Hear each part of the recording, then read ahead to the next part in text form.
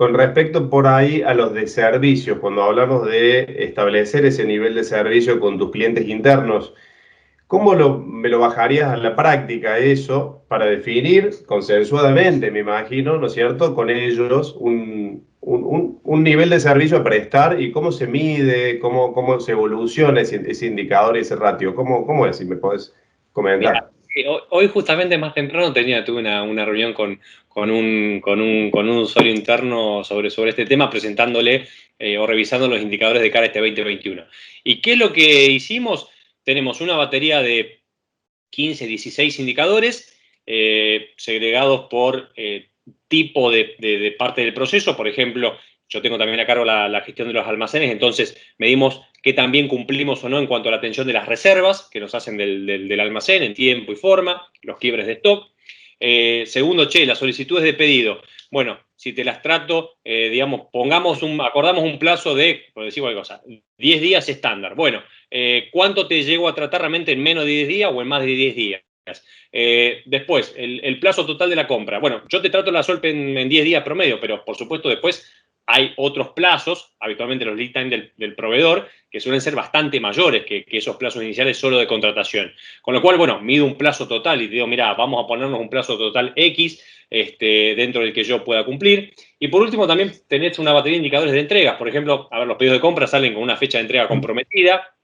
El usuario la puede ver, la puede monitorear, confía en que para esa fecha va a entrar el repuesto que precisa, con lo cual tenemos un ratio para poder medir y evaluar del 100% de pedidos que se generan, cuánto se cumple realmente o cuánto se entrega en términos con respecto a esa fecha. Y después lo puedes segregar, de hecho lo tenemos así definido, con respecto a si esa entrega es una entrega de urgencia, es una entrega de un material crítico o es una entrega estándar. Entonces ahí podés tener distintos ratios, digamos, de performance. Y mira, entregas normales, en promedio, puedo tomar un nivel de cumplimiento de al menos el 90%.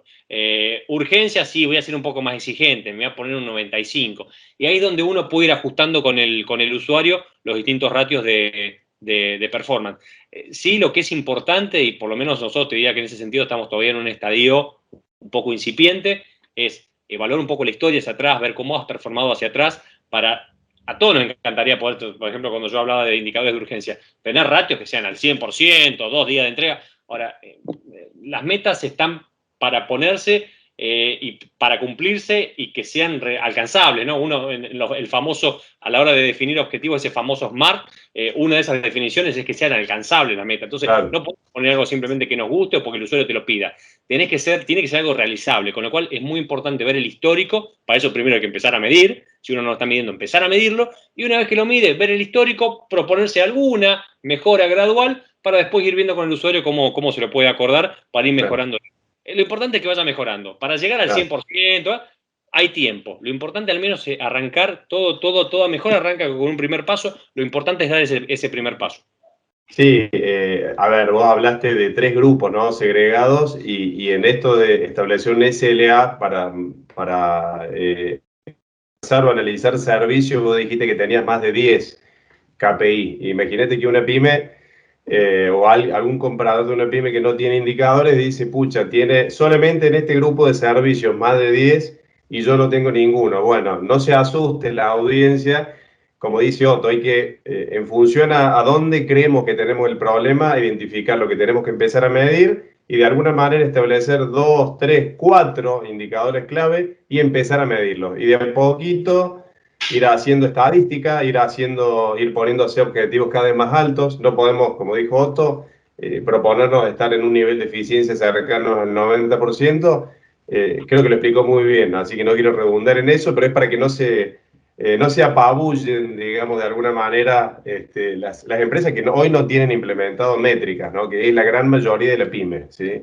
E inclusive, si me permitís, José Manuel, para Sí, sí. complementar, hasta te diría que a veces es contraproducente cuando yo a veces confieso que me tengo que cortar los dedos porque hoy con la tecnología que hay disponible, cuando uno empieza a extraer información y ponerla en reportes, y nos pasa nosotros con los Smart, te sentís tentado a tener una cantidad de información y de relatorios impresionante que después al final del día decís, bueno, ¿y por dónde arranco? Yo te digo, Claro. tengo una rutina donde al principio del día empiezo y reviso algunos indicadores y al final me terminé hace un tiempo armando un dashboard, un reporte de reportes, que es un resumen para realmente poder ir identificando, porque si no te mareás con tanta información. Entonces, no se vuelvan locos con tener una cantidad impresionante de indicadores. Más vale que sean pocos, pero buenos, bien concretos. Después se puede empezar a ampliar, pero que sean pocos, concretos, buenos a lo que quieras apuntar. Si no, te terminás mareando y no sabes por dónde arrancar. Perfecto, perfecto. Bueno, yo ya como para englobar y ir cerrando, te iba a preguntar un poco por el antes y el después, pero a ver, el antes, vos cuando ingresaste ya tenés noción de tener métricas, podemos tomar como el antes, que estaban en un estadio poco desarrollado a nivel KPI, y me gustaría que empieces así brevemente y me digas, bueno, en ese momento estábamos así y que me lo traigas hoy, que hoy ya tenés un Smart Center y que cuentes para cerrar de qué se trata un Smart Center, ¿no? Bien, mira, ok. La verdad que el Smart es mucho más fácil poder compartirlo, mostrarlo, verlo físicamente o en vivo, pero para tratar de ponerlo en algunas palabras, lo que, lo que yo percibo y lo que vimos en su momento es que, y es una reflexión que hago, hay muchísimas empresas, sobre todo medianas, grandes, pero también las pymes con su sistema de gestión, que tienen ERPs implementados y que han invertido seguramente bastante dinero y recursos y tiempo en tener esos ERP montados, funcionando, y hay buena parte de las ventajas que están asociadas al tener un ERP, un sistema de gestión, de las que no están sacando provecho, pero ni en una mínima expresión. Y un buen ejemplo de eso es todos los que son los procesos de reporting, donde, y a nosotros nos pasaba, a mí particularmente en mi área, en mi compañía hasta hace algunos años, donde tenías un montón de procesos volcados en SAP, con herramientas digitales, ¿va? Y a la hora de hacer el reporting llegaba a fin de mes y estabas 3, 4 días bajando tablas, cruzando datos, comparando cosas. Y en ese sentido, la verdad que hoy por hoy, lo que implementamos con los Smart, que yo el Smart de alguna forma lo defino, yo creo que es un modelo de gestión, más allá de las pantallitas, los reportes, todo lindo, es un modelo de gestión, el de los Smart Center, que toma el concepto de Visual Management, porque es mucho de gestión visual, sumado a la aplicación de herramientas de Business Intelligence, como son Power BI, ClickView, Tableau, muchas herramientas que aparecieron dando vuelta, Te con el olvidaste de monitor KPI compras. el monitor Te KPI. olvidaste de esa. Bueno, pasa que esto ya es de avanzar, ya es más nuevo esto. Es muy reciente, pero sí, Sí. son todo este tipo de herramientas que han aparecido y que no tienen otro objetivo final que mejorar la toma de decisiones. Con lo cual, el Smart, básicamente, lo que hicimos fue poder, a partir de toda esa información que hay en los distintos ERP, poder extraerla, procesarla, con las herramientas que hoy por hoy hay disponibles, disponibilizarlas en reportes a partir de, nosotros usamos Power BI, que a mí particularmente me encanta, es súper potente, súper amigable, pero ojo, inclusive cuando hicimos eso, yo recuerdo haber pasado semanas donde me sentaba a diseñar en hojas en blanco cómo me gustaría ver los Smart, qué tipo de información, de qué forma, y eso nos obligó también a revisar algunos procesos, porque esto que le decía, decir, che, el proceso tiene que estar bien armado, bien diseñado, bien robusto para que después la información sea útil. Entonces, hay un poco una retroalimentación y inclusive al día de hoy les digo, los Smart nos ayudan a revisar cierta información o ciertos datos y entonces volver y revisar los procesos. Y hay una especie de retroalimentación entre los dos. Y el Smart básicamente lo que nos ha permitido es eso, es capturar. Nosotros teníamos un buen nivel de madurez en cuanto al uso de los ERP, la información, todos los procesos que pasaban por nuestro sistema de gestión. Nos faltaba un poco a nivel de reporting. Lo que logramos fue tener niveles de reporting mucho más automatizados, porque están disponibles todo el tiempo. No te digo en tiempo real, pero como mínimo se actualizan una vez al día. Tampoco es necesario tener todo en tiempo real que pase, por lo menos en nuestra función. Otras operaciones industriales sí están en tiempo real.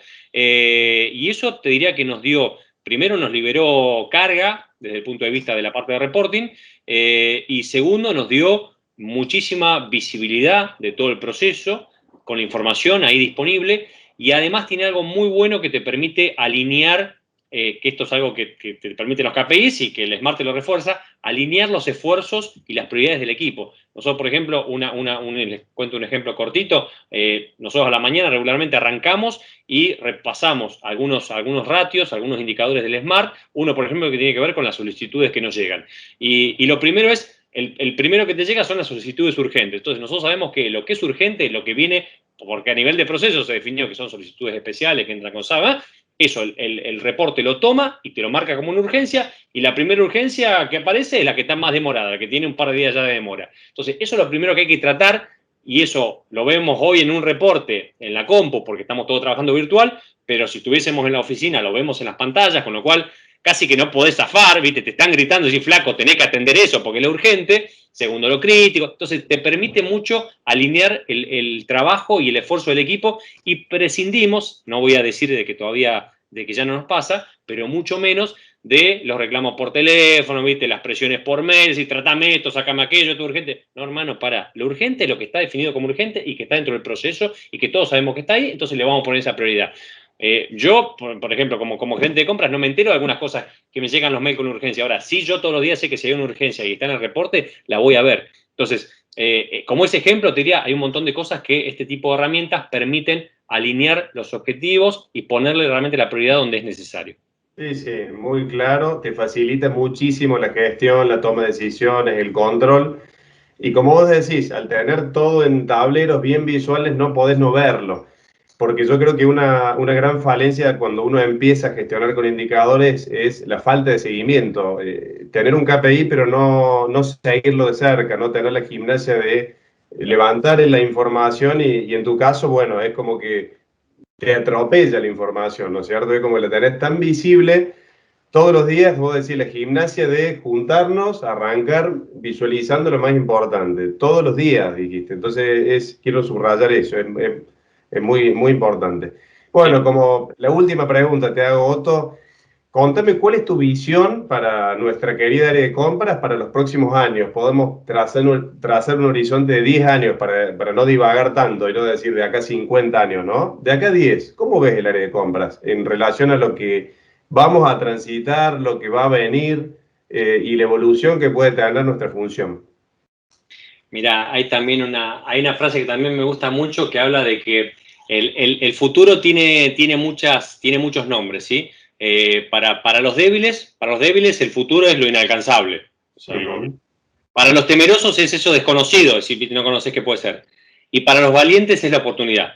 Claro. Yo creo que para todos aquellos valientes que tengamos en el mundo de las compras y aquellos que nos estén escuchando, va a haber un mundo de oportunidades en los próximos años en compras. Y no me voy a 10 años, hoy actualmente, históricamente las áreas de compras han tenido un rol que creo que en los últimos años, que ha estado quizás, si querés, un rol no tan protagónico, más secundario, medio de backup, y que en los últimos años ha empezado a tener un poco más de brillo, si querés, ha empezado a estar un poco más en el candelero. Y eso Ujú. creo que va a profundizar inclusive más en los próximos años, por al menos dos o tres razones. La primera, que algo comentaba antes, creo que hay cada vez mayor conciencia en los CEOs, en los gerentes, en los dueños de empresas y de pymes, del impacto económico que tienen las áreas de compra, porque como dijimos antes, promedio, algunas más, otras menos, 2/3 del gasto de lo que gasta cada una de las compañías pasa por el área de compras. Ni hablar del esfuerzo que hay que hacer a nivel bottom line de la compañía para equiparar lo que es un 1% de reducción de precio de compra, tenés que hacer 5 o 6 veces el mismo esfuerzo, no el mismo esfuerzo, pero si querés, el mismo porcentaje de incremento de ventas o de incremento de precios del lado comercial. Con lo cual, generalmente la relación esfuerzo-beneficio sigue dando muy a favor de poner los recursos en compras. Entonces, ese es un primer factor que creo que muchos se están dando cuenta ya de hace un tiempo y por eso nos están mirando con un poco más de cariño. Ujú. El Sí. segundo factor es la sustentabilidad de las cadenas de abastecimiento, que es algo que cada vez va a tener también mayor impacto, con lo cual temas de análisis de riesgo, diversificación de fuentes de aprovisionamiento, reducción de plazos, nearshoring, esto de tener proveedores locales, y que la pandemia el año pasado nos lo puso nos pegó de frente con ese tema, creo que va a ser otro tema que va a hacer mucho hincapié en los próximos años en las compañías, y los responsables de la cadena de abastecimiento vamos a ser los primeros responsables. Y el tercer punto, que creo también que nos va a dar mucha exposición de cara a los próximos años, pasa por la innovación. No por la innovación propia del área de compra, sino por la oportunidad que tiene apalancándose en las cadenas de proveedores, en nuestras redes de proveedores. Así como los comerciales, los vendedores son la cara, viste, para con el cliente. Bueno, también del lado de compras tenemos aguas afuera, cuando miramos hacia afuera de la compañía, tenemos un mundo enorme de redes de proveedores, cada uno de distinta industria, distintas regiones geográficas, distintos backgrounds, que te pueden aportar un know-how y una innovación que tiene otro beneficio. Cuando uno generalmente va a buscar algo afuera, una innovación, un conocimiento, un know-how, y contrata un consultor, bueno, tiene un costo, generalmente los consultores tienen un costo. Con los proveedores, no digo que es gratis, porque no hay nada gratis en la vida, pero con los proveedores generalmente ese know-how o esa innovación viene, si querés, como mínimo, sin cargo adicional. Viene incluido dentro del servicio que le contratás, dentro del insumo que le compras. Con lo cual, no digo para con todos, pero hay muchísimos proveedores que uno puede identificar en su red que se puede apalancar en ese know-how, en esa innovación que te puede aportar y que puede alimentar y oxigenar mucho la empresa puertas adentro. Entonces, me parece que estos tres factores, el impacto económico, la sostenibilidad o sustentabilidad de la cadena y la innovación apalancada en nuestra cadena de proveedores, creo que son tres aspectos que nos van a dar muchas oportunidades de cara a esos próximos años en compras. Para no escaparle exactamente a tu pregunta y cómo me imagino las áreas de compras a 10 años, más allá de que creo que van a tener más exposición. Seguramente no van a ser todas iguales, porque así como hoy, si decimos un área de compra, hay áreas de compra con ciertos perfiles, con ciertas características, más o menos profesionales. En 10 años va a seguir pasando lo mismo. No va a haber un área de compras única. Creo que sí, todas van a estar con un avance o con una mayor profesionalización en algunos aspectos. Y rescataría 2 o 3 factores. El primero es la era digital, que lo venimos viendo ya desde hace algunos años, y vamos a ir en un camino de mayor digitalización y automatización de procesos, que era un poco tu primera pregunta. La segunda es temas de gestión de riesgo, compliance, transparencia. Creo que en ese sentido, y apalancados mucho en esto, en conceptos o en tecnologías como blockchain que te comentaba antes, va a ser importante diseñar de base procesos robustos, transparentes, pero que una vez que están bien diseñados de base, después la posibilidad de fraude va a ser mucho más difícil, porque cuando un contrato montado en blockchain está bien diseñado, después la gestión del contrato, la administración del contrato, el fraude es muy difícil, porque no lo podés hacer. Y hasta me pregunto, puede ser una buena noticia para algunos, si vamos a seguir teniendo auditorías internas, por ejemplo, en materia de contrato, porque si no hay posibilidad de fraude, por lo menos para ese tipo de cosas, la auditoría no tiene sentido. Claro. Y la tercera es que sí, a nivel profesional, con esto de más automatización, creo que vamos a un área o vamos a áreas de compras con compradores más profesionales. ¿En qué sentido más profesionales? Que parece una palabra media hueca a veces. En esto de que sabemos que los compradores, compras no es una carrera, no es algo que necesariamente se estudie, sino que se va haciendo, se va formando, haciendo, comprando y sí formándose. Y ahí creo que va a tener que tener más formación en temas financieros, de sustentabilidad, de riesgos. Creo que vamos a tener compradores cada vez más profesionales, muy versátiles, porque son, digamos, desafíos y necesidades muy versátiles, con una visión más amplia del negocio y sobre todo con mucho de procurar capturar oportunidades. Es decir, que no sea solamente, viste, comprar el vaso más barato o al menor costo total, sino realmente poder capturar oportunidades. Apalancado en esto que mencionaba también de la innovación y la cantidad y la cadena de proveedores y el mundo de oportunidades que pueda aparecer, estar muy atentos a capturar oportunidades. Hasta dudo de que sigamos siendo simplemente compradores. Creo que va a ser algo más asociado a identificar oportunidades para traerle más valor al negocio. Claro, con un perfil muchísimo más comercial. Vos dijiste la palabra versátil. Lo único que me gustaría agregar, que no la pusiste, es habilidades blandas también, ¿no? Para poder liderar el cambio, liderar la gestión, la relación con las áreas requirentes. Muchas veces tenemos mucha presión y hay que saber administrarla, manejarla.